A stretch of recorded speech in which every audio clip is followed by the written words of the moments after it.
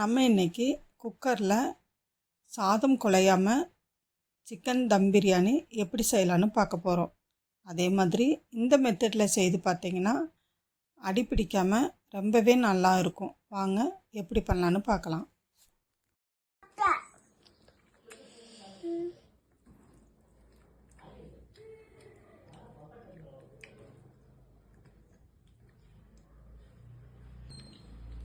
Super இதை வச்சு type பண்ணலாம்.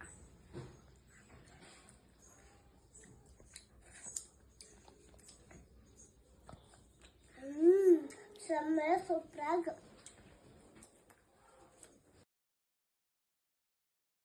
பிரியாணி செய்ய தேவையான பொருட்கள் அனைத்தும் PDF ஃபைலாக டிஸ்கிரிப்ஷனில் கொடுத்துருக்கேன். செக் பண்ணிக்கோங்க, டவுன்லோட் செய்து வச்சுக்கோங்க. பச்சை மிளகா, சின்ன வெங்காயம், கொஞ்சம் மல்லித்தலை, புதினா கொரப்பாக அரைச்சி எடுத்து வச்சுக்கோங்க. குக்கரில் கடலெண்ணெய் சேர்த்திக்கோங்க. கடலெண்ணெய் காஞ்சோன்னு 1 ஸ்பூன் தண்ணி தெளிச்சுக்கோங்க. தண்ணியோட சலசலப்பு அடங்கினதுக்கப்புறம் பெரிய வெங்காயம் போட்டு கோல்டன் ப்ரௌன் வர்ற வரைக்கும் நல்லா வதக்கி எடுத்துக்கோங்க. வெங்காயம் வதங்கினதுக்கப்புறம் சின்ன வெங்காயம் பச்சை மிளகாய் பேஸ்ட்டு சேர்த்து வதக்கிட்டு அதுக்கப்புறம் மசாலா பொருளை சேர்த்துக்கோங்க. மசாலா பொருள் எண்ணெயில் போட வேண்டாம், வெங்காயம் வதங்கினதுக்கப்புறமா போடுங்க. அப்போ தான் பிரியாணி நல்ல மணமாக அப்படியே இருக்கும். இஞ்சி பூண்டு விழுது சேர்த்துக்கோங்க. இஞ்சி பூண்டு ரேஷியோ PDF ஃபைலில் கொடுத்துருக்கேன், செக் பண்ணி பார்த்துக்கோங்க.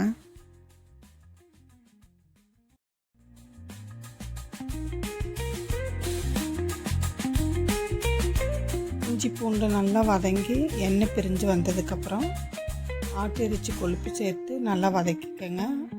ஆட்டிறைச்சி கொழுப்பு சேர்க்குறதுனால பிரியாணி நல்லா டேஸ்ட்டாக இருக்கும். கல்யாண வீட்டுகளில் சாப்பிட்ற மாதிரியே டேஸ்ட் இருக்கும். கொழுப்பு சேர்த்து செய்கிறதுனால எண்ணெயை கம்மி பண்ணி சேர்த்திக்கலாம். அதே நேரத்தில் நெய்யும் 1 ஸ்பூன் இருந்தாலே போதுமானதாக இருக்கும்.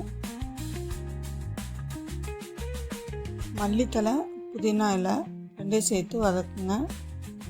இந்த மசாலாவுக்கு தேவையான கொஞ்சம் உப்பு போட்டுக்கோங்க.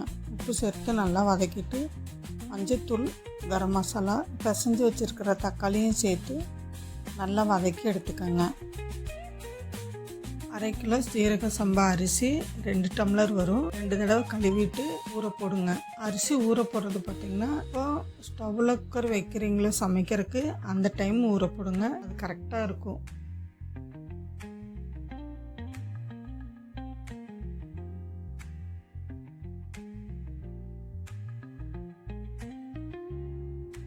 தயிர் சேர்த்துக்கோங்க.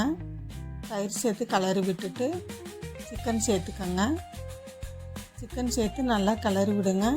சிக்கனுக்கு தேவையான உப்பு சேர்த்துக்கோங்க. உப்பு சேர்த்து நல்லா கிளறி விடுங்க. நல்லா மூடி போட்டு சிக்கனை நல்லா வேக வைங்க. சிக்கன் போட்டு கிளறும் போது தண்ணி சேர்க்க வேண்டாம், சிக்கன்லேருந்தே தண்ணி விடும். அந்த தண்ணியே சிக்கன் வேகிறதுக்கு போதுமானதாக இருக்கும்.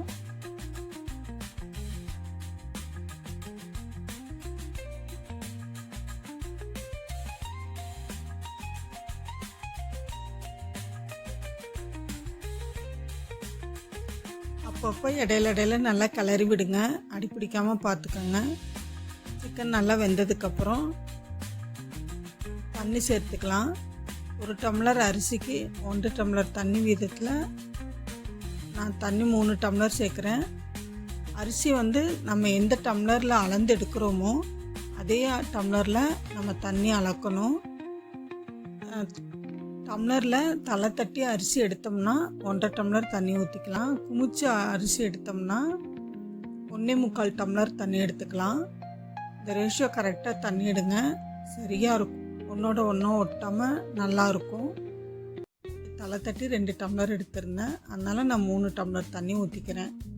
நீங்கள் உங்கள் வீட்டில் இருக்கிற டம்ளரு எந்த அளவோ அதில் அரிசி அளந்துக்கங்க, அதன்படி தண்ணி ஊற்றிக்கங்க. இது தண்ணி சரியாக இருக்கும். தண்ணியிலையே புதினாவும் மல்லி இலையும் போட்டு உப்பு சரி பார்த்துக்கங்க.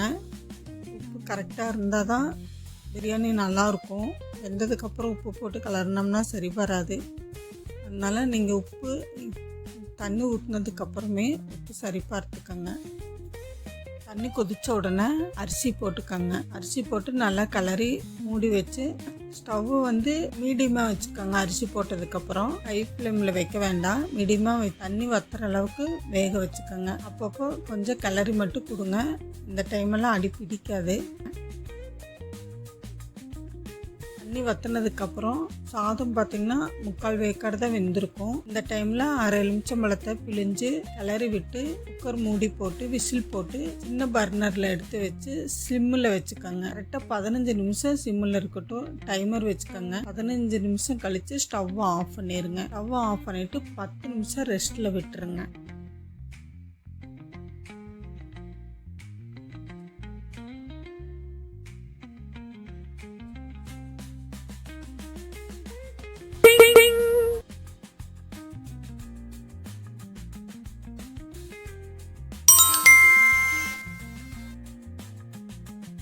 சரியாக 10 நிமிஷம் கழித்து குக்கர் ஓப்பன் பண்ணிக்கோங்க. தேவைப்பட்டால் 1 ஸ்பூன் நெய் சேர்த்து கிளறி கொடுத்துக்கோங்க. பர்ஃபெக்டாக ஒன்றோட ஒன்று ஒட்டாமல் குக்கரில் அடியும் பிடிக்காமல் சிக்கன் பிரியாணி ரெடி.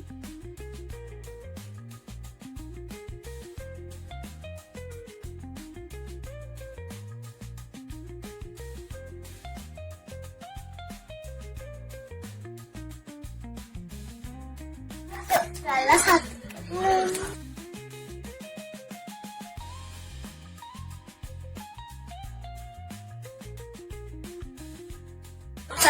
சூப்பரா